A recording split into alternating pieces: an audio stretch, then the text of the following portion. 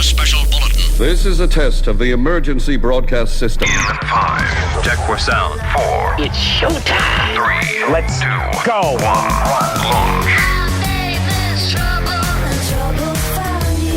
You're listening to the Pro Audio Suite, a program for audio and voiceover professionals. On the panel, from LA, George Whittam, tech to the VO stars. From Sydney, Darren Robbo Robertson, audio engineer and producer at Voodoo Sound. From Chicago, Robert Marshall, from Someone Audio Post and co-founder of Source Elements. And finally, me, Andrew Peters, voiceover talent and founder of Real-Time Casting. This week, part 2 of our interview with Chris Kent. And we're back with the second part of our Pro Audio Suite. Good afternoon, evening, morning, night, daytime, whatever it happens to be, whenever anyone's listening. Good GMT -8 or whatever the heck it is. Or it could be good GNT, as in gin and tonic, because it could be that time somewhere. If this was QI, the Stephen Fry show, Robbo, you would be the Alan Davis character, I think. Thank you so much. No, not a problem. It's like we've got two intelligent people and Robbo. And Robbo, how are you doing? he's just there to, fill the You gaps. mean the guy that Ricky Gervais sends around the world? That guy? Is that Robbo? No, not that guy. No. Please. Please. Is there a budget for this show? Just VG will do. I don't need to go that far. Exactly. Now, a couple of things we've been talking about. One thing that I had to look at this week, just for getting an idea of what's actually being captured with a voiceover job, is the Auratone cubes, the active one-speaker cube monitors. They're kind of like the old Auratones, I suppose. What do you think of those, George? Oh, man. I've seen them. I'm familiar with them. But frankly, the concept of using Auratones kind of predates my life as an engineer. I'd seen them used in studios. And I guess the concept behind them is that they are they don't have a ton of high end. They don't have a ton of low end. Well, they really have no low end. And the idea, I believe, was to sort of replicate what someone's kind of run-of-the-mill home speaker might sound like. So I think that was the concept. Robert, you might know a bit more about that. Yeah, they sort of kind of a 70s, 80s speaker, sort of were replaced by the Yamaha NS10 as the speaker that was used to figure out how your mix is going to translate once it goes onto some crap from the consumer market. So Auratones have no tweeter, and they're, I think, what are they, like a 4-inch driver or something like that? Yeah. I actually have in the studio I'm at right now, there's a pair of the Auratone, and then I have an older pair of Auratones, which their nickname back in the day was Horatones, by the way. Yes, that's right. Yeah, along with the Tannoys, whose nickname was Annoys. But they're basically tweeterless speakers that were meant to emulate anything from really like your car speakers, especially back in the day when you just had maybe 6x9s at best with no tweeter. With a whizzer cone. Exactly.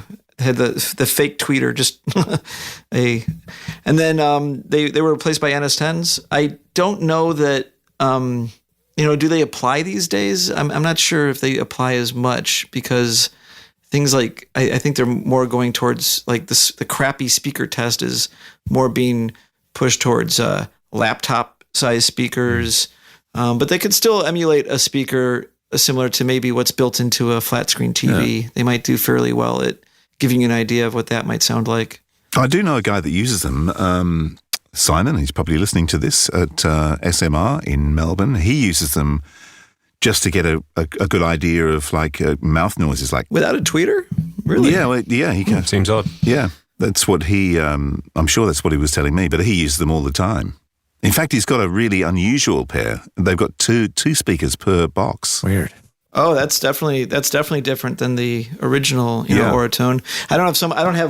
Actually, I'm not sitting in front of the interweb, but if someone pulls it up quick, we could probably see the frequency response. I would imagine the frequency response doesn't get up to 20, probably. I mean, no tweeter, so George, yeah, interesting. I think it's sort of anachronistic, the need to use anything like this. But my opinion of anything like this is if you get great sounding results from the speakers that you're using, maybe keep using them. Because once you know your speakers, no matter how horrible they sound, that's all that matters. I mean, if you know it's all about translating, as Robert said. If you know the way something should sound, I agree. And it translates to the rest of the world, then you've got the right speakers. Would I choose these? Heck no. Yeah, I think that they don't apply. I think to be honest, I think they're a little bit part of the whole vintage music gear thing where it's like people used to mix on these in the 70s and 80s, so bring them back. And it's true that there's not been a product like that for a long time. If you want a tweeterless speaker, it's the one. It's the common one. Pretty much every speaker now has tweeters. But I think also for that reason that, what's your target that you're trying to get an idea it will be like? And I think that time is past where consumer speakers have now gotten a lot better than the consumer speakers from a day ago, when they were trying to emulate crappy speakers in big jalopy cars. Well, the frequency response is notated as 90 hertz usable. It says this is the useful musical range, in parentheses, 90 hertz to 17,000, which is pretty high, actually. Yeah, wow. 17K. Yeah. Wow. That is So pretty that's darn pretty high. useful, pretty usable. I wonder how similar they are to an actual pair of original Auratones, because I wonder if original Auratones got up to 17K. They could. That's I think it interesting. It was dependent on because Auratones were passive, so it depended on probably the amplifier Yes, that they you were were. using. Avantone sells both passive and active. No, the original Auratones. The originals were only passive. Yeah. Yeah. So the apples to apples test is to get your your Pioneer amplifier from the 70s and hook them up to a passive pair of Avatones, and then your pair of Auratones. And then you have to also consider that the original Auratones are probably all stretched out and they've, lost a little bit of their spring. I might argue to say that these could be, because of they're- their very small size and reasonable price, they could be a good reference speaker for just editing voiceover, if that's literally all you're doing. Like if you're just working with voice. Yeah. I think they are. How much are they though? I'll tell you U.S. prices here. Sweetwater sells the active cubes for $250 each. So they're really actually not that inexpensive. There's a lot cheaper options nowadays. Right. Not at all. Yeah, I mean, like a pair of KRKs is going to compete sonically, I imagine, way better for the same price. What were the ones that came out from Auratone a few years ago? Was it the 5Cs or something like that? Is that right? Am I wrong in saying that? Yeah. They kept them going on for a while, and they had different ones that, back when people had computer monitors that were shielded. Yeah. I mean, the original ones had a crappy sort of. It wasn't even wood. I'm not too sure what the wood was, but it was like a sticker. Yeah, that looked like I know wood. exactly what It was veneered. It was veneered and it was chipboard. Oh, yeah. I remember. Someone stole one from Is that our what it radio was? station, Yeah. from our production studio. Oh, really? Yes. We had a pair, one was missing. Well, I think it's a retro thing. I actually have the other one because I have one original one. I have two of the shielded ones, and then someone who sort of rents out of my studio here has two of the Avatones with the big red heat sink on the back for the power for the amp. So Well, you'll have to listen to them sometime and get back to us, Robert. But I will, if you had the one Avantone cube, the active cube for $250 US, I think they're 375 Australian dollars here. You wouldn't need a pair, would you? You just need the one. If you're working just editing a voice. Just working on Just voice acting, Yeah. cutting a track of a mono voice. That's all you need. So that's do a it, really good, cost-effective way of setting up monitors. it is nice and small. Yeah. I mean, it's it's a very small box. So that's nice about it. What did you say they're worth, George? $250 in the US. They're $480. Yeah, $480 a pair, $250 a piece for the power. Well, I've just done my due diligence on the 5Cs. Sweetwater's got those. They're $349 Are those wow. powered or passive? powered, and they do have passive. Okay. Passive is $174. And are Gotcha. those are made by Auratone? They're the literally five Auratone Auratone, right? 5Cs. Yeah. One thing to say about them is that they don't have a crossover. And so they got that great wide frequency response, it appears, with no crossover. And that might add some sonic purity to them, actually. No, it's basically a Bose speakers. The original Bose 901s were 8 single driver drivers with facing backwards and one facing toward you. Yep. And there was no tweeters. Right, but the Bose also had this, at least I don't remember the 901s, but the 801s had a box that you'd plug in, and it was like a massive EQ to basically It was a disco smile EQ, treble and bass booster. I used to do live sound with those. So do we reckon now, backtracking, that maybe the Auratone or the Auratones are not a bad idea after all? In theory, they make sound. They make sound, right? Well, the frequency response of these, the 5Cs, is 75 to 15,000 hertz. So they're actually a little less responsive. That's more than what I was expecting. Yeah. So that means that the original Auratones were also more in that lower range, like not lower range, but didn't have as much high end. Mm-hmm. That's more of what I was expecting. And I think actually for that type of speaker, that's what you want, because you're trying to compare it to someone who's got, a crappy pair of speakers that doesn't have a lot of high end. How's my voice going to cut through when there's not a lot of high end? Right. Yep. Well, there you go. If you'd like to get a cost-effective way of getting a studio monitor, maybe the Auratone is the way to go. Now, the other thing that a blast in the past, and I just heard somebody say, I think it was actually in the interview with Chris Kent last week. Anyway, somebody mentioned virtual glass just as a throwaway, and that reminded me of a company that actually was called Virtual Glass. Whatever happened to those guys? Actually, it was called eSession. Oh, was it eSession? So eSession, yeah. So it was started really maybe within a year after or so of Source Elements starting. And I think her name was Gina, and she was a music engineer out of Texas. Really, really cool person. And she had this sort of complete idea of an ecosystem. And the whole thing was, as my understanding was, it was more of a sort of a talent agency, almost like very similar to some of these pay-to-play sites for voiceovers. But are you a bass player? Are you a singer? Are you a mix engineer? Are you a tabla player? Whatever. You're a musician. You want to hire other musicians.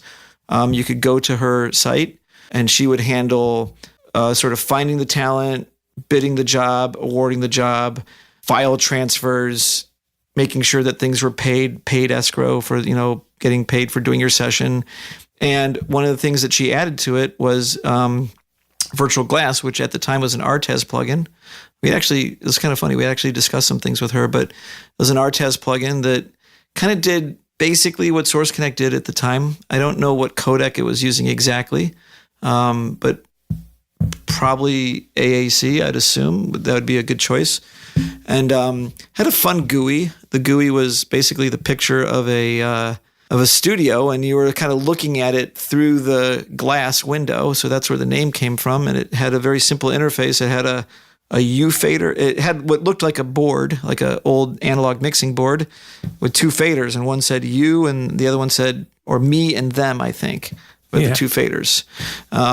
So funny, that's how I used to label equipment for my voice actors. Yeah, well, and me that's how and them. That's how Gina was, approaching it as well.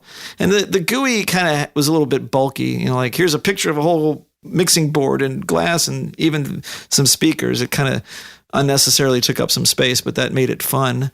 And then the idea was that you could monitor through it. I don't believe it had any of the transport locking features that Source Connect had, or certainly not the restore and replace system. So it was mainly a monitoring tool for, to be used with these various clients or musicians that you would hire through her site, or maybe to be used as like a remote mix. And it all went belly up. I remember she at AES had like 3 booths, and one of them would be a bedroom, and she'd get a bed and furniture in there and everything else. And the other one would be an office, and the other one would be a studio, and like really, really fabulous looking booths at the AES show. But I know that is also tremendously expensive to produce those things, which is essentially just for a weekend. And so I'm not too sure how many years ago, but I imagine around 2010. Sounds like she overextended her marketing budget.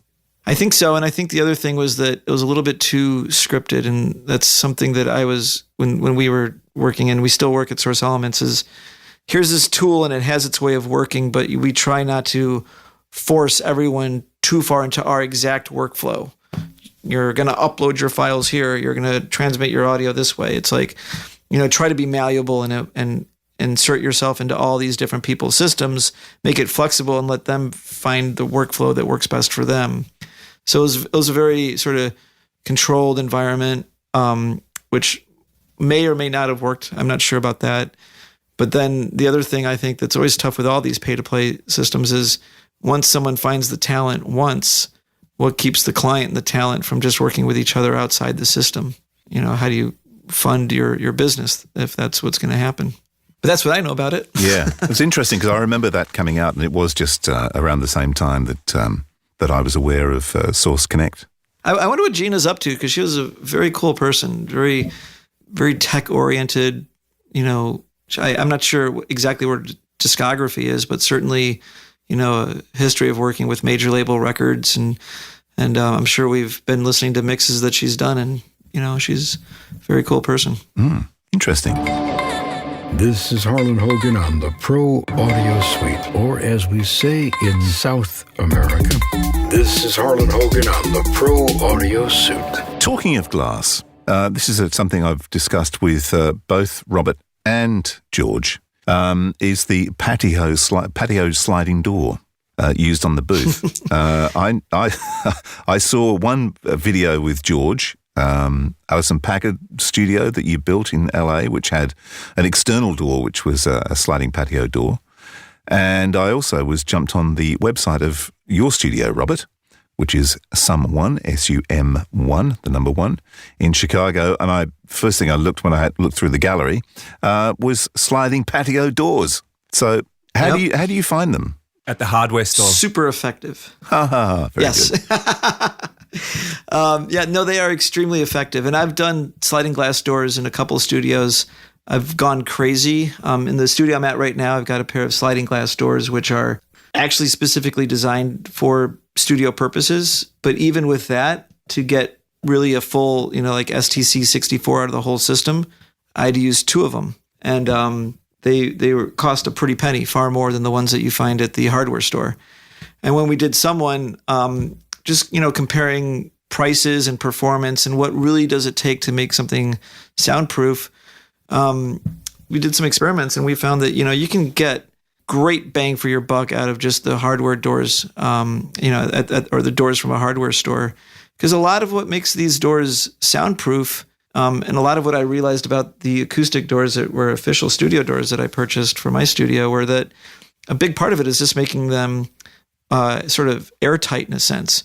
I imagine many doors that are weatherproof, if they've got some layer of thickness to them, and they're also weatherproof and therefore in a sense airtight, they're going to start working really well. And you put 2 of these doors together, and you have a lot of isolation. They work extremely well.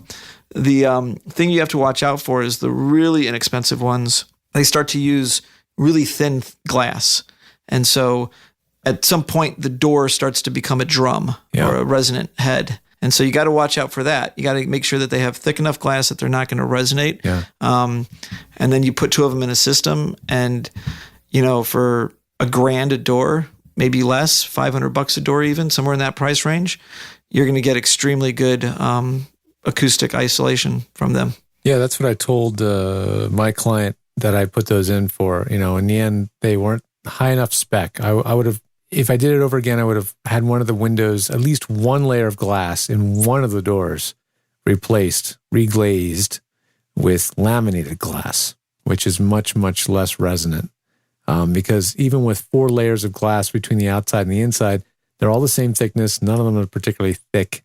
And that is what happens. They do ring like a drum at times. So she's been happy with it so far. It's been good enough. So she hasn't made that expense, but that is something to look out for. If you need the highest level of isolation, make sure the glass, and at least 2 panes of that glass in that system, is much thicker, heavier, and or laminated glass, I think. Yeah, I don't even think it's for the isolation. I think it's just for the resonance. Like the Right. it's all that space, like the two doors with a little bit of space. I mean, the more space you put between the two doors when you mount them, better. The much better separation you're going to get or isolation you're going to get. But it doesn't matter. The first door, like the one that you want to put that big heavy glass on, is the door that's on the inside of your booth. Right. Because that's the one that's going to ring. But yeah, they are very effective. And then the other great thing about them is they're so space saving because they become your glass and your door. Exactly. Yeah. Well, that's what I've done here. I've got a sliding door here, but I do need another one because like I've mentioned before, I get that low frequency from, like a bus or a coach going past. So that sort of bleeds in. But I think another one will work. But then it's the gap, isn't it? It's got to be the sort of 100 mil or 4 inches between each door. I am really happy with what we got at Someone. And we have maybe, because like 2 of them are closer and 2 of them are farther when you put them together. You have to think about how you're going to put them together because you need the outside handles on both sides. So you got 2 fixed panels and then 2 sliding panels. And the sliding panels are going to be farther apart. But we might have 6 or 10 inches max between them. Yep. And we basically built our booths with kinetics blocks that sit the booth up. Oh, yeah. And then it's a couple layers of drywall, typical booth with caulking, make it airtight, and they are soundproof. We were really happy with the results. And so, yeah, it's an effective way to do it. Just make sure that glass is thick on the inside of that door, and you'll probably be pretty happy. What do you mean when you mean the inside of the door? You mean the side of the door that faces the loudest sound source? Because like in a voiceover booth, you're trying to keep the noise. Well, if you're using 2 doors, well, you're in a voiceover booth, you're trying to keep the noise from the outside getting into your booth. But are you talking about trying to keep the? So, sure. Explain again. Okay. Be a little more clear. I always suggest like sliding glass doors using one of them. Yeah, you're not really going to get great isolation. You'll get some, but it's not spectacular. When you couple these 2 doors, so 2 sliding glass doors together, you start to get extremely usable results, especially like we said, with more gap between them. So 1 door is on the inside of your booth. 1 door is being hit directly by your voice. And that's the one that you want with your heavy glass. So it doesn't act like a drum. The second door, you could probably actually cheap out on a little bit because at that point it's got the air gap. And if it rings, who cares? Not as much of an issue because it's not getting back into your mic, probably. Yeah. I see. Yeah, I'll keep using them. I spec them whenever they're possible. I'm doing a studio. There's an entire house being built right now, and that's what we're putting into the booth is patio doors. So it's a nice, effective way to get glass, lots of vision, lots of visual. It makes a small booth feel larger, and then you can always hang a heavy drapery over it and just open and close if you need to. Absolutely. Dial back the liveliness. And it is extremely affordable. If you take your normal door approach, somehow you got to deal with that bottom sill. So you're either, your carpenter's trying to work with gasketing it and trying to make it close really tight, or you're buying one of these super expensive IAC doors, which is basically not affordable, but extremely effective. But by the time you pay a carpenter to mess around with a normal, like thick wood door, you're going to probably end up spending, because even a good heavy wood thick door is going to end up costing you a couple $100. Maybe not. A real legit studio door that's made for studio use with all the correct seals and the 2.5-inch thick door. $5,000. They start usually about $2,500 to $3,000. Yep, absolutely. Uninstalled. Well, I've got, actually, if anybody wants to buy some, I've got some, but I've got some solid core doors with the, I don't know if you've seen them, George, but you cut off the bottom of the door and you install the drop louver, I think they call it, and it has a pin that called an automatic bottom. Yes, I've got one of those. Yeah, it's like you start doing that. Right? You do that with your thick, heavy wood door, and it ends up costing as much as a wood door that you have to mess around with to get to the same performance level, and then you still got to get your glass as well if you want some sight lines. It's just a great, affordable way to go about doing it. Yeah. I've actually just stuck a new door on the voice booth here. I've got my voice booth is under the stairs, and kids sort of walking past, although they're reasonably quiet, but walking past while the wife was recording voiceover or I was doing something under there. I just stuck a solid wooden door on it with some of that air seal stuff around the door frame. It's not perfect, but it certainly made a big difference to what was there before with a hollow door and nothing at all on the door frames. soundproofing. Yeah, that's the thing about soundproofing. It's air. You make incremental improvements, and each level of improvement costs exponentially more. Right. And so from a hollow door to a solid core, huge improvement, very small amount of money. From a solid core door to a studio door, pretty good improvement, huge amount of money. And then on from there. Yeah, the other thing about acoustics is that sometimes, people are like, it's just like the kind of like more is better approach. And that's not necessarily always it. It's not about how thick your layers are. Sometimes it's really about going around and the details and finding every little place that some air can get through. Because if air or light gets through, sound's going right through there too. So caulk is like one of your best friends when it comes to isolating something acoustically. Acoustical caulk is cheap. It's pretty cheap too. Yeah. We call it no more gaps here. I actually just work on the theory of whatever I've got. I didn't do it with this one, but whatever materials I had that were all different, I just did layers of that. So some could be thick wood, some could be rubber, some could be, MDF or something.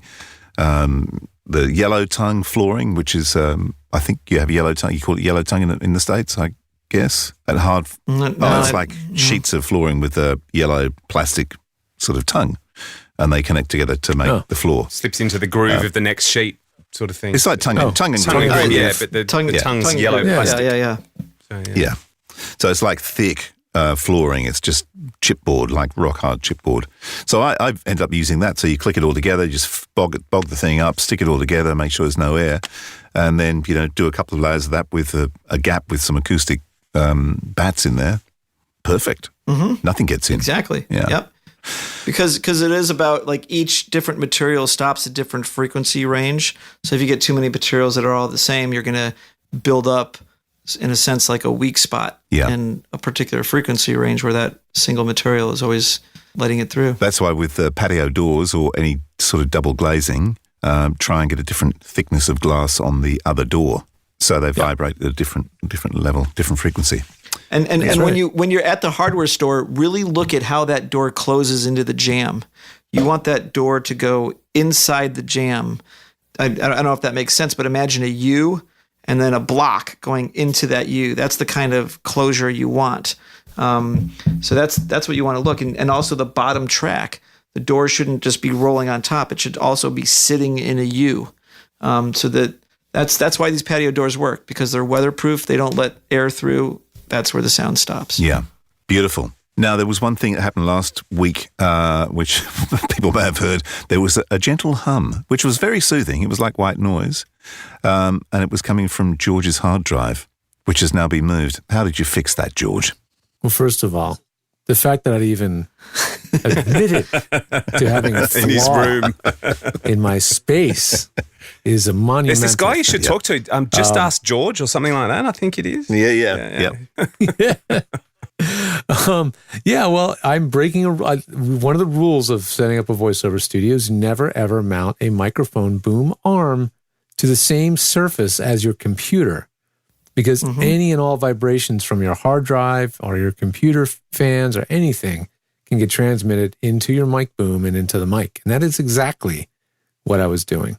And even if you have a shock mount filter, like a good suspension mount on your mic, does that still happen? Still doesn't do it. Still doesn't. I have a shock mount, I have a high pass filter, and the whole deal. And I still was getting this hum, this standing wave hum. Yeah, I have like a 7,200 RPM drive in this caddy that looks like a toaster.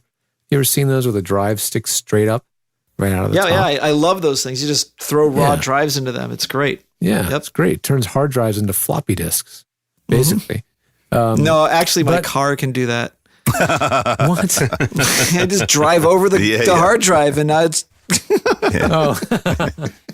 Anyway, so yes, there's still enough vibration, even with the little rubber feet on the bottom of the thing. It was still vibrating a little bit of a hum, and it was soft, but there. And while the guys were saying, what's that noise? I'm running around the house trying to find something to stick under there.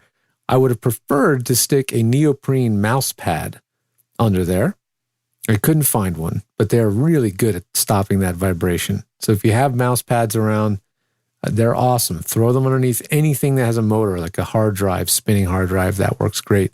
In my case, I grabbed a kitchen towel, folded it folded it down to a small size, so it's maybe a half-inch thick or a centimeter or so thick, and that's what it's sitting on, and it completely eliminated the hum. Perfect. Here, let's all have a moment of silence and listen to nothing. Wow, our noise floor is awesome. Except for someone's phone. That's mine. Now, talking of good on you. Talking of noise, though, this is interesting. Now, this microphone I've got on a Rycote shock mount, which is great. So I can move the mic like I'm doing now. I'm just grabbing nothing at all. Well, very little. But the one thing that shock mounts don't do is isolate the cable. So the cable goes, like if I touch the cable, straight into the mic. Cable's connected right to the mic. Yep. Microphonics. So how do you isolate the cable? If you've isolated your microphone, how do you isolate the cable? I'll tell you how I do it. You take that cable, and I usually give it a nice loop right around so I get lots of slack between the microphone and the first sort of tightening knob of the mic stand. And I give it a loop around there so that any cable movement stops at that tightening knob of the mic stand. And then don't touch the other cable. The other part of the cable going from the, between the mic and the tightening knob of the mic stand. You hear anything? I'm touching my mic cable. Can you do that on radio? I can hear it. I am probing it in different spots because I have it arranged exactly like you're describing, Robert. And if I touch it near the bottom, there's a little bit of noise because the actual arm itself is getting touched. But if I touch the cable at the top where the mic is, there you go. Oh, yeah. Yep. Dramatic difference. So, yeah, brilliant. I'm glad I did it right. Well, I'm just doing mine now, and I still guarantee you can probably hear it. Yep, still doing it. It's a strange anomaly. I'll do mine. So here's the bottom cable. I see. Actually, now it's rattling on the. I can hear it. Yeah. Well, my knot was loose. I know the feeling. I think we're all hitting it. It helps. It doesn't. It's not a perfect solution, but it definitely helps. Yeah. To have it loop around. You definitely never want to have the end of your mic cable where it goes into the mic pulled tight. I see that a lot in studios where the mic is like being janked backwards in its shock mount. It's being pulled, like on a diagonal because the cable at the top is pulled tight. Yep. You definitely Well, and not even because that. It's pulled tight. Sometimes you need to get that slack on there also because sometimes just the weight of the cable will pull that mic in its shock mount. And worst case scenario is it pulls that mic just down enough so it touches the frame of the shock mount, and now you've lost the entire function of your shock mount. That's right. Yeah, but I do notice the Rycote has a clip which you can actually feed the cable through, but it just seems to be really tight, that's all.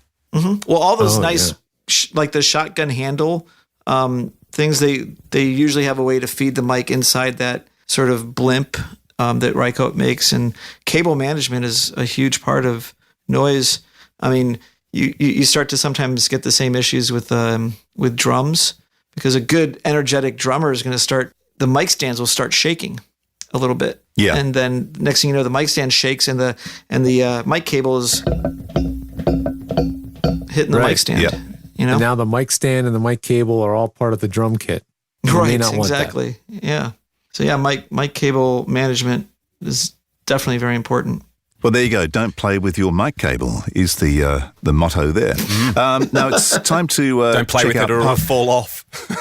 Or you'll go blind. That's right. No, that's not the mic cable. What am I talking about? Anyway, let's go to the second part of our interview with Christopher Kent. Come in, London.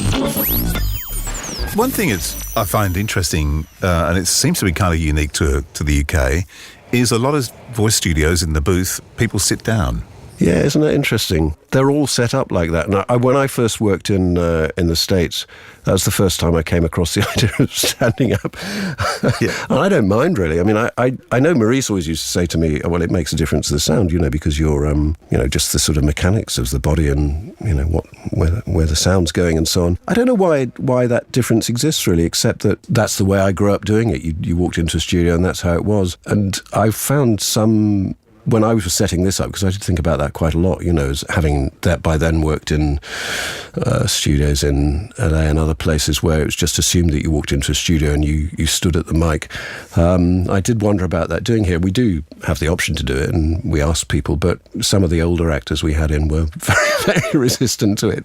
You want me to stand up? Where do I sit? And so I never sort of particularly went for it to challenge that. Is that common in Australia? Absolutely, as well? yeah. It's all pretty much all stand. Yeah, it's all stand up. Yeah. Interestingly, though, AP in my background is in radio. And the thing that always struck me from day one in radio 30 odd years ago was that the voiceover artists would come into the production suite to voice the commercials or the promos and would stand, but then they'd go on air and sit down. Yes, that's right. I mean, it's like, hang on, which one's right? Yeah, but the weird thing now is you go to a lot of radio and it's studios and they're standing up because they move, has those desks that go up and down. So there's a difference to the energy, I think, certainly. And I would, if I'm doing an animation or something sort of character-based, I'd certainly want to be standing then because I want to move about. And but I still, for me, for choice, if I'm narrating a documentary or something, I think I want to be sitting. It's something to do with the address to the mic. I don't know. I've never really thought about it, but it's certainly. I mean, I've had this conversation with other people, and it's interesting. I don't know what the answer to it is really. No, it's a historic thing. I think it goes back to the early broadcasts. From yes. Well, when you dressed in a dinner suit and a bow tie, which of course I am now. Yeah, exactly. Because Aren't we all? Yes, exactly. Yeah, it's 8 o'clock in the morning, and I'm ready for my day. My cummerbund's cutting under my armpits at the moment. Yeah, it's an interesting anomaly. I'd noticed quite a few things that were quite different in the UK. And I remember the first time I went back after getting into the industry in radio, and I was seeing a friend at Capital. And I went into the studio in Capital Radio, and it was so different to any radio studio I'd ever seen anywhere. With your studio, we've talked about this before, you've got quite a lot of nice gear in there. But I also notice on your list you mentioned Rode microphones. Do you know, as I was describing earlier, when I was sort of thinking about setting a studio up or having to do it relatively quickly because of the sort of this pressure about installing ISDN, I was going around studios in Soho, and I knew nothing about it at all. But all I knew was sometimes I thought, I like the way my voice sounds on this. So I would always say to them, if there was the opportunity, or I began to observe, what is it you've got? And nearly always, when I had that instinct to ask the question, because I like the sound, it was a Neumann U87, sometimes a Neumann U47 or something like that. But and so I just thought, well, that's what I've got to have. And the thing that struck me early on with doing a studio, and I've never really changed my view on it, and I think this is probably relevant to people starting out now as well, I just felt instinctively that it had to be about what was the best I could make it, not what was the least I could get away with, which is the two sort of diametrically opposed ways of looking at it. And I think you could set out and think, well, what's the least I can get away with? And now the least you could get away with is, well, you know what, you can get a $50 USB mic and a laptop and stick yourself under a duvet, and you could be doing it for a few $100s. But is it the best that you could produce? Probably not, and that's going to limit the amount of work, the kind of work that you can get. You can only get low-end work if you produce low-end quality audio. And so I felt, particularly because at the beginning there was a resistance. There were studios who were actively saying, don't use these people because they can't possibly know what they're doing.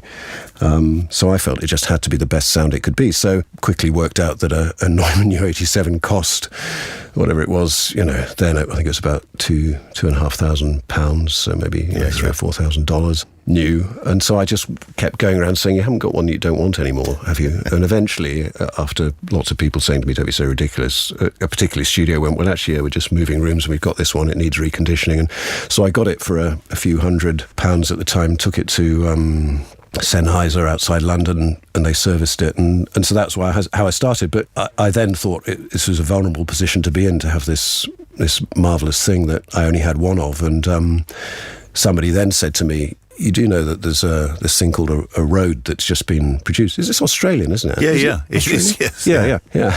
That's why it's good. Yeah. And nobody will know the difference. And so I thought I should have a backup, and so I acquired one of those. This is way back, and so when my Neumann went off to be serviced, I used the Rode, and I have to say nobody ever commented on it at all. So I think they're very, very good. I think, we can probably have a disagreement about this. I think there is a difference at the sort of transparency and frequency response. I think if you're blasting out a low prices car or carpet ad, I don't think it makes a blind bit of difference. But I think if I'm doing a literary recording, a poetry recording or something, or a documentary, there is just an extra bit of sparkle on the Neumann, but it's a very minimal thing. And, so for the price difference, I think the Rhodes are fantastic. Yeah. Well, I'm actually using it now, but I'm looking across the other side of the room, and I've got the original, they call the original Neumann, the Microtech Gefell, and that's probably close to 20 times the price of the mic I'm on, and you kind of go, really? And in fact, I had a session this afternoon. I ended up using this. But they are pretty good. And he's a Rhodes junkie. Well, I'm actually, I do like the German stuff, and I do have German microphones, but this thing just seems to do the business. And yeah, and I also think that there are, you as a performer, you get to know what works for you, both in terms of your sound, but also the way you want to use it. And I think that's really important as well. I don't think there's a one-size-fits-all thing. I mean, I think certainly there's a difference, I feel, in some of the voices that we record, where I think one is going to work better than the other. Yeah. Actually, I think that the Neumann works pretty well for everybody, but sometimes there's particular female voices we work with where I think the Rode actually sounds better. There's just something about the frequency where I think the colour's better. Somehow it's more truthful. It's I think you're talking about the last 5 or 10%, aren't you, of information that's coming across? But it's very important, and I think that's what distinguishes well-produced audio from just kind of run-of-the-mill stuff. I was just going to say, I've got to say, there's nothing like a warm, rich voice closely mic'd with a U87 through some sort of very nice valve compressor and into a desk. I don't think you can beat that. If you put them side by side, as I think you say, as I think for rip and read stuff, there's probably not much difference. But when you really get down to ticks and tacks and you want that really close mic'd, warm, crystal clear, beautiful sound, I don't think you can go past a Neumann. The Neumann. Yeah. But where do you prefer to work? Do you prefer working at your place, or do you like to get out and work in other places, and also going across to the States? I like a mix, really. I mean, it's nice to see other people. I mean, I think when we all set up our studios initially, it was slightly different for me because I was in London anyway, but some people sort of thought, this is my opportunity to, buy that hill farm in a remote corner of Wales or whatever, and began to get a bit lonely after a while because they never saw anyone. So I think it is nice to, but it's circumstantial. That may be, where you live and how you want to work. And we have a place up in Yorkshire, which is fairly remote, and I sometimes go up there and work, and I'm very happy doing it. But I love working in my own studio because I built it to be the way I wanted, and I feel very comfortable in it. And I can self-operate in here, so I can sort of edit as I go along and all of that. But I do sometimes. It's just very refreshing not to have to think about any of that side of it, and just to sit there and let someone else take control and just sort of open yourself up to the process. But I think variety is what keeps you active as an artist, and I've always found it very interesting to be in other people's work environments, and certainly when I've done stuff in the States, it keeps you on your mettle, really, because you can't sort of sit back on your laurels and think everybody knows me and this is how I do it. You've got to sort of reinvent yourself, which I think is a good thing. It stops you falling into patterns. And so, I mean, purely in a physical sense, I'm very happy being here. And I must admit, sometimes I now persuade clients that it might be more convenient for them to come here as well than to take me somewhere else, which is just probably advancing age and laziness. But I wouldn't want to sort of be without other aspects of it. And apart from anything else, you learn being in other environments. You watch people do things in different ways, and the way they treat your voice, and different directors' methods of working. I mean, because a lot of the time for all of us, I think, I'm sure it's the same for you, we're self-directing, we're doing it in isolation, trying to imagine or second-guess what someone wants at the end of it. And I enjoy it most when it's a collaborative process. I love working with directors and trying to work out what they want, and producing something that none of us perhaps knew we were going to do when we started. So yeah, I wouldn't want to be without that. no names, no pack drills. Listening to you say, watching what engineers do and sort of watching and learning, it occurred to me that I haven't even asked AP this before, but is there something that engineers do to your voice on a regular basis that really annoys you? Interesting.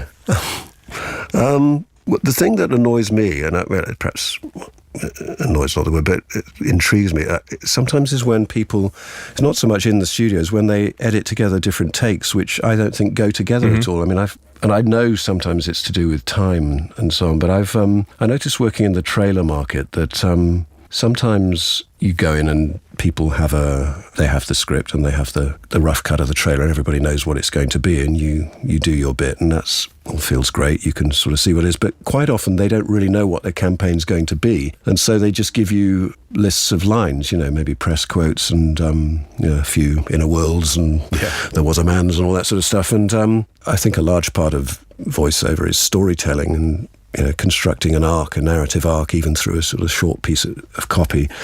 And that's taken away from you because you don't know how the things are going to be connected. And sometimes when I listen to the end result, I think, well, that was a completely different register. I wouldn't never have done that if I'd known that the two things were going to be alongside each other. But so that in a sense, it's more in the other direction. Sometimes I think, God, that's a really great sound you've got there. And if I can, I'd ask them how they did it. Sometimes people don't want to tell you for understandable reasons, but I've always felt when I started doing this years ago with some very senior and well-known actors, I remember one of them saying to me, your friend in the studio is the engineer.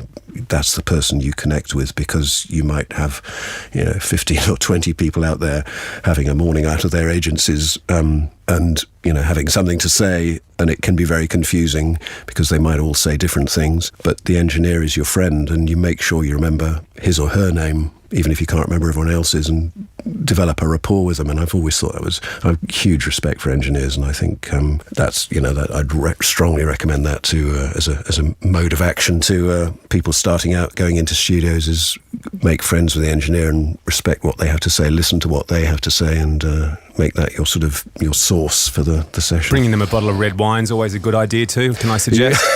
Yes, doesn't usually you could do that as well, couldn't you? As long as they don't drink it. Yeah, that's right. Save it for after. I remember a bit of advice I got from one of my first days in radio working in a production suite.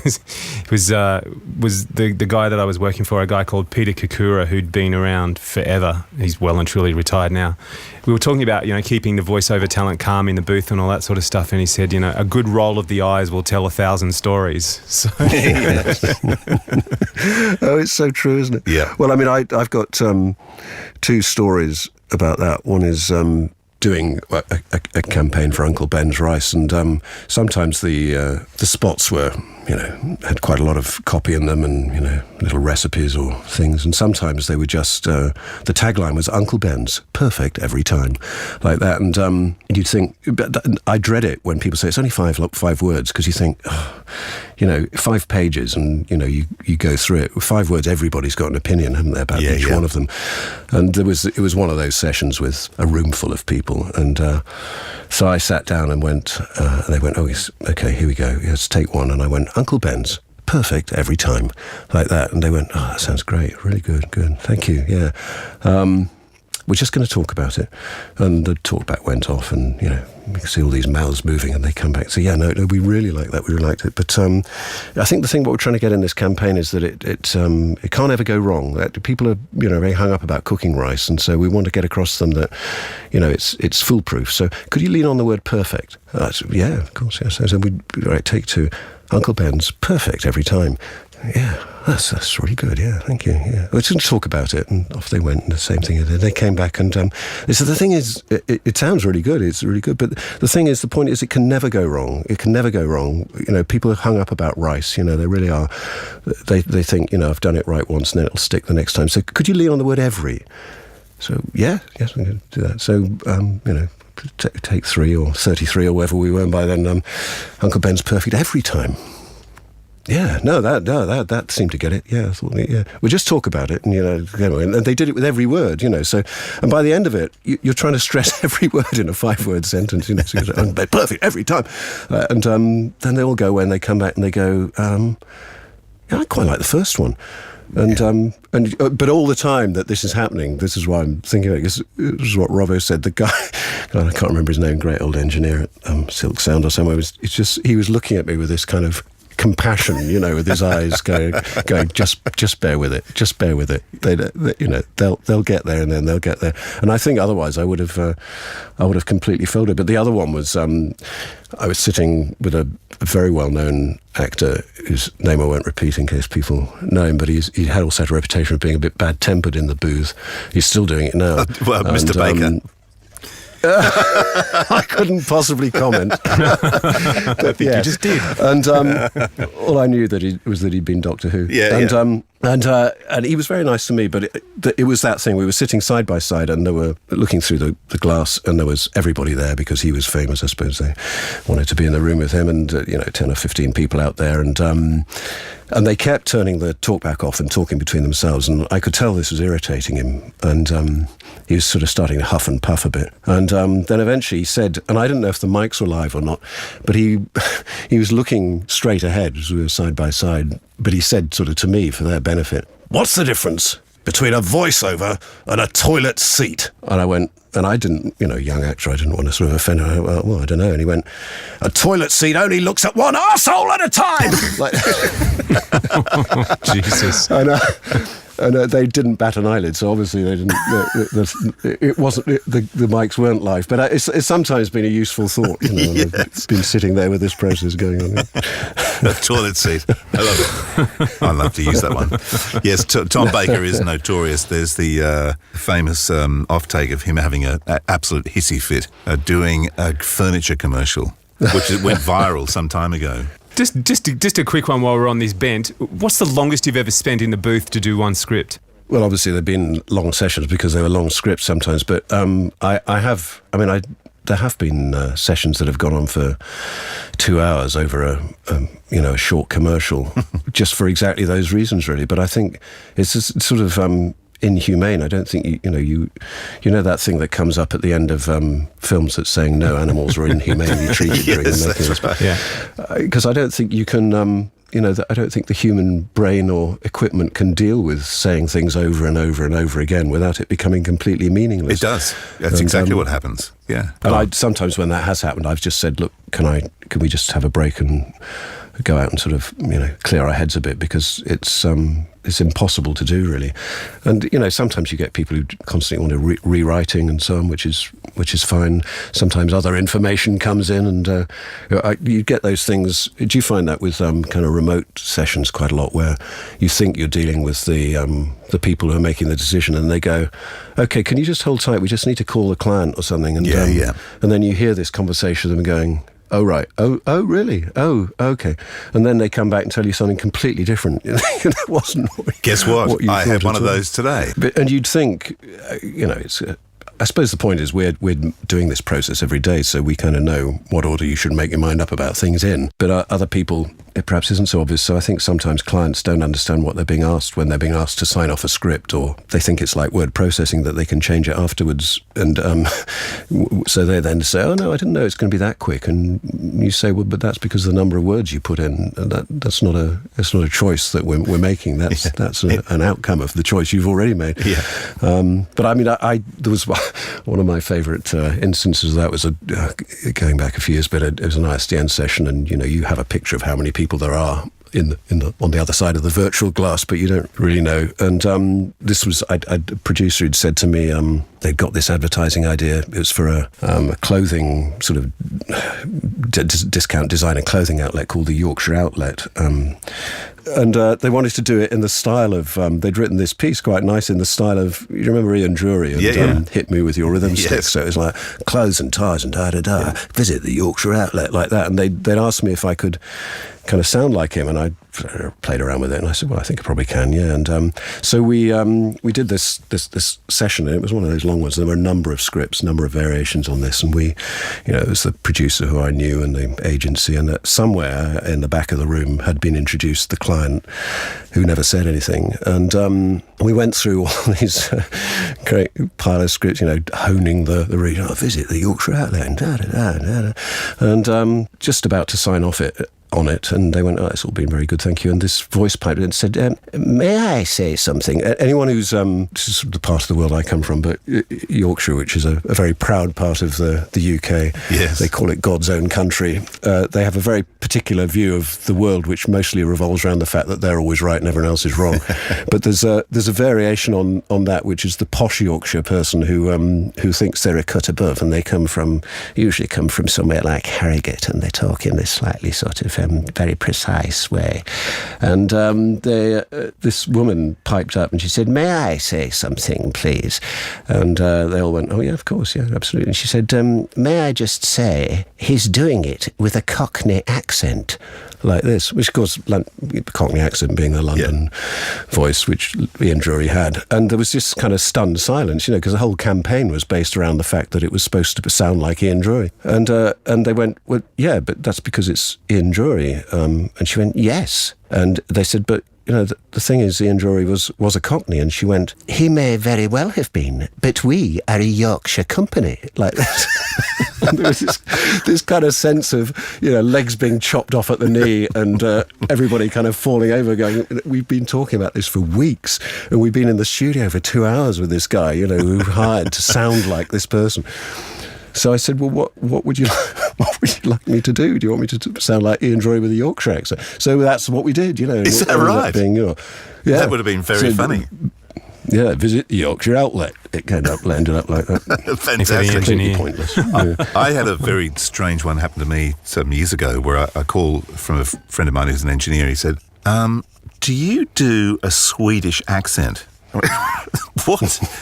Can you do a Swedish accent?" I went, "No, not really. No, why?" And he said, "Well, we've got this script, and they're determined it's got to be someone who's Swedish speaking English, and we've tried a guy from a Swedish guy, but he just couldn't cut it. It just didn't happen." And I said, "But why would you get someone who's not Swedish to try and put on a Swedish accent? Because anyone who is Swedish is going to go, that's like the guy from the Muppets, the chef.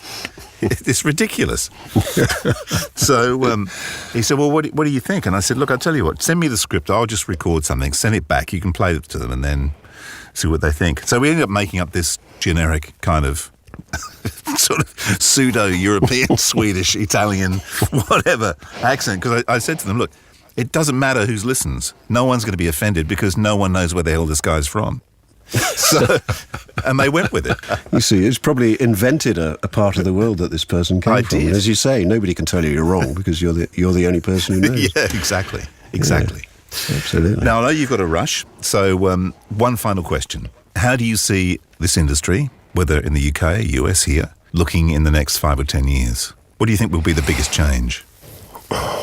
It's a good question, isn't it? And crystal ball gazing is a hostage to fortune, because I don't think I could have predicted where we are now 5 or 10 or 15 or 20 years ago. But I think inevitably people worry in our profession, established voice talents worry that it's more and more people are doing it and that there's more and more competition because it's more and more accessible. And I think that process will only continue because technology becomes more and more accessible. And I don't think it's something we own or should be defensive about or protective about. The only thing I would say is that high quality will always be high quality. Doing it well will always be better than doing it badly.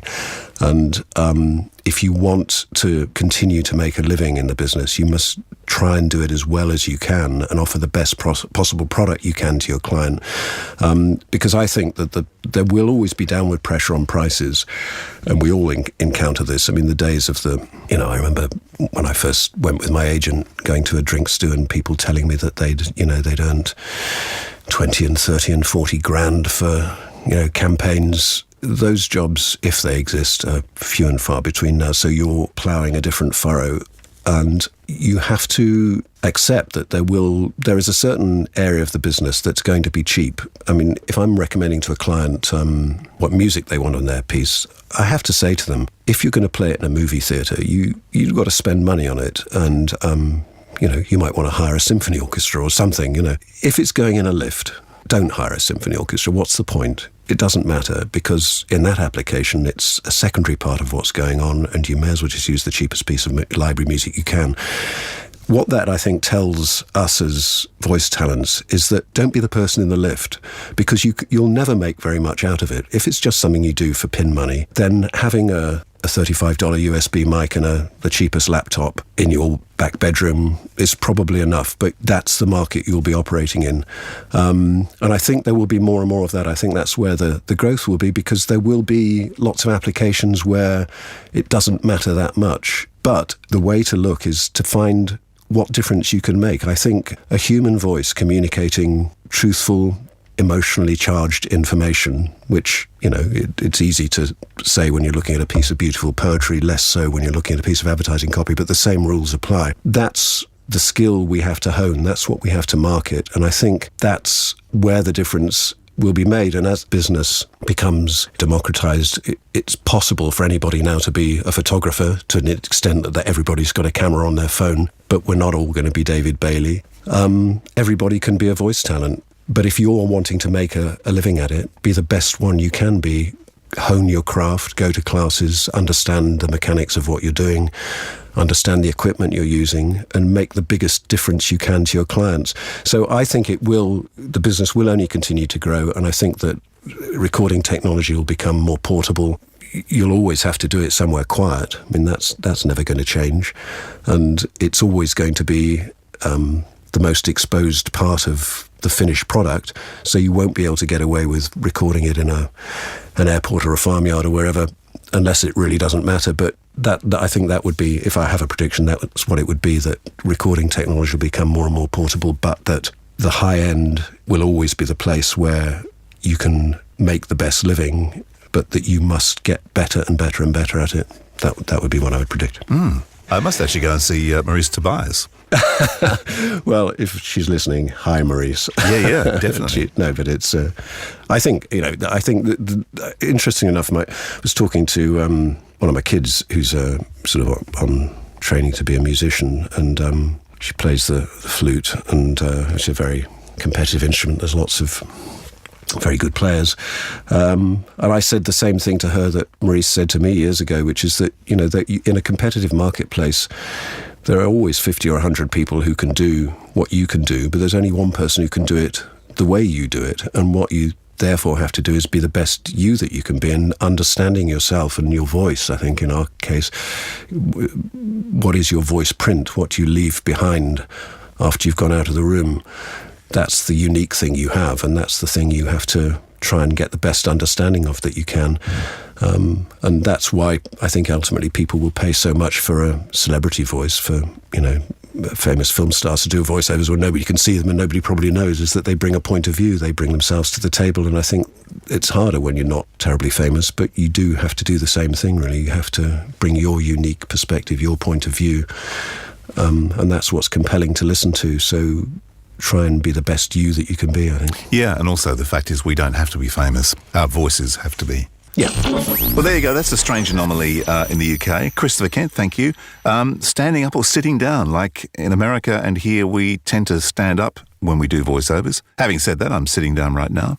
But over there, the norm is to sit down. What's better? And there's obviously a reason why sitting down and standing up is going to make a difference. I think it's a personal decision. Yeah. Do you find it makes a difference, Robert, when you got someone in the studio? So most everything I do, the talent is standing up. Usually, it's funny enough, we did have, I should remember his name, but the actor who played the older husband who left one of the Downton Abbey daughters at the altar. Someone knows the season and episode I'm talking about. Ooh, which season? I'm watching it at the moment. So he came in.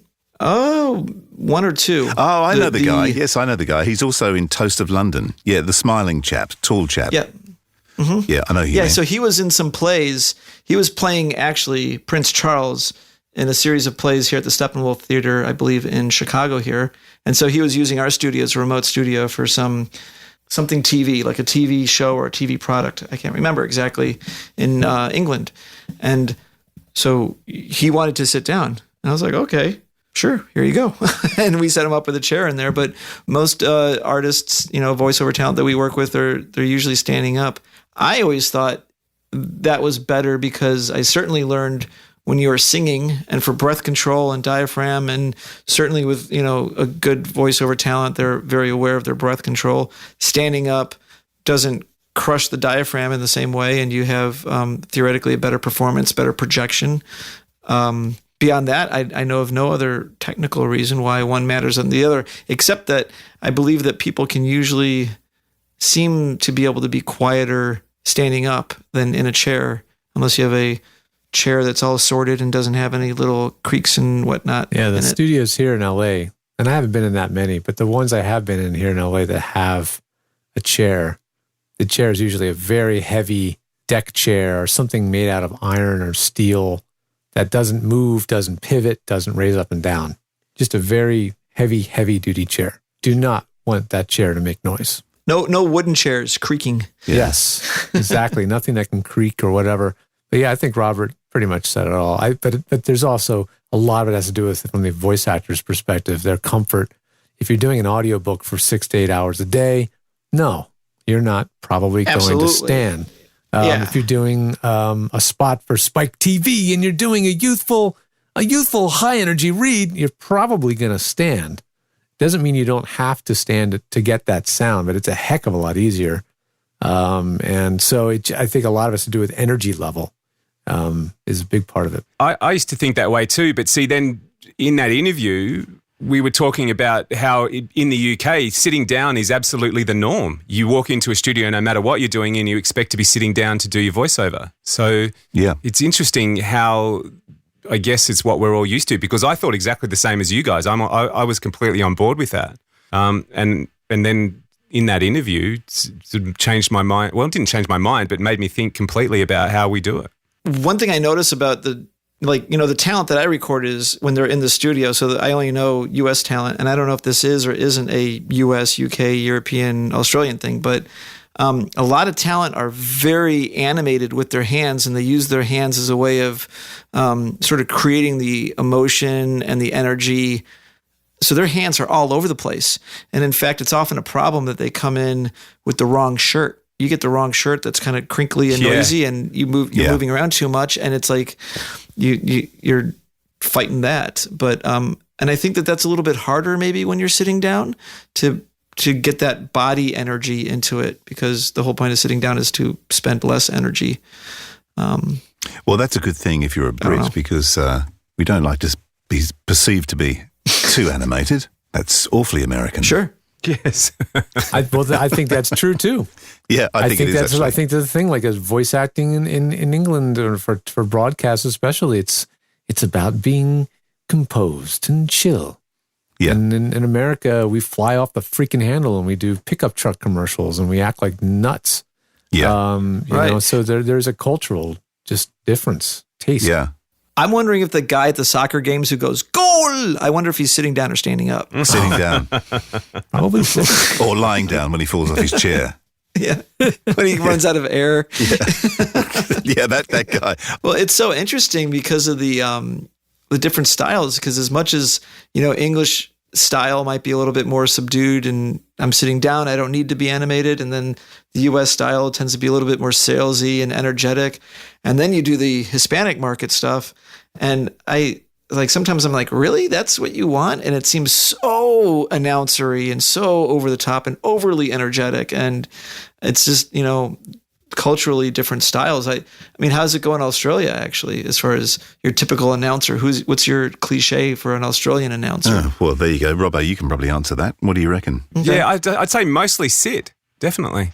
Oh, that's for commentary. We're talking about like an announcer, maybe like a... Just style, yeah. Yeah, the style. But so our style is kind of like it's more American, I think, in the delivery of scripts and stuff than it is British. Okay. Sure. The British thing is much more laid back. And I mean, you listen to the promos on the BBC and 10 o'clock tonight, QI with Stephen Fry, blah, blah, blah. But another interesting thing about just body position and performance, I've seen a lot of voice talent who will choose to pick up the script and kind of hold it above the mic. And that gets their face and their chin up and changes the tone a lot. And compared to when you're looking down and therefore your chin is blocking your throat, and it congests things a little bit more. So, you know, it has a lot to do with your tone of your whole body position, sitting, standing, where you're looking, literally. I always find it difficult because I read with a monocle and a cigar. And he can't hold the script because he's got a glass of scotch in one hand and a bottle in the other. Claret. So, glass of claret, yeah. All right. So the blind voiceover guy that I was recording, I had to keep on telling him that he's like dragging his fingers too much, and I could hear him reading. Yeah. Well, there was one in Sydney, a guy who... Oh, really? Matt Ponsonby. He was actually also a radio announcer, and that same first radio job that I was talking about, he worked there. And my job on a Friday afternoon was, because he only did weekend shifts, he would actually come in and I'd have to, with his Braille machine, and I'd have to read him the names and CD numbers of the CDs in the CD library so he could put the Braille on the outside on the spine. So when he walked into the CD library, he could feel his way around and find his CDs and all that sort of stuff. And all his carts. That is so cool. All his carts had to be brailled. And if you worked on a weekend, you would expect this phone call in the production suite a couple of times an hour where he'd say, so can you come down to the on-air studio and tell me what the weather's like outside? I saw Open the window. Yeah, I saw him doing a voiceover, and I remember sitting. It was at Triple M in Sydney, and I remember looking at the Vinnie Shannon was the engineer there. Oh wow! And I said to Vinnie, I said, I can't believe this guy. He's memorised the script. That's insane. And Vinnie didn't say a word. Of course, I didn't realise until I went in there afterwards that he hadn't been reading with his eyes, but with his fingers. Yeah. But, He'd turn up usually 10, 15 minutes before the session. And if you were busy, he'd get someone to read him the script he'd type it up on his Braille machine. It was brilliant. Absolutely brilliant. Yeah, he was. Amazing. Good voice too. Absolutely. All right, on that note, really cool. I think we should slam the door on another Pro Audio suite. Let's go to lunch. Oh, lunch, come on. Or dinner, Now as you're it were. talking. Or dinner. Yep. Or, Is it supper or dinner? Or for Robert, of course, it'll be pizza and a video, probably. I do like pizza. It's true. A pizza pie. Well, we can't all eat pizza caviar pie. like you, That's Andrew. right. Let's be honest. That's yeah. I just dropped my cigar, actually, my caviar. That's really annoying. Shouldn't have laughed. No. Let's reassemble in a couple of weeks, shall we? I think that's probably a very good idea. In the meantime, stay safe. Goodbye, goodbye. Wipe the tear, baby dear, from your eye. Though it's hard to part, I know I'll be tickled to death to go. Don't cry, don't sigh. There's a silver lining in the sky. Bonsoir, old thing, cheerio, chin chin, na poo toodaloo, goodbye.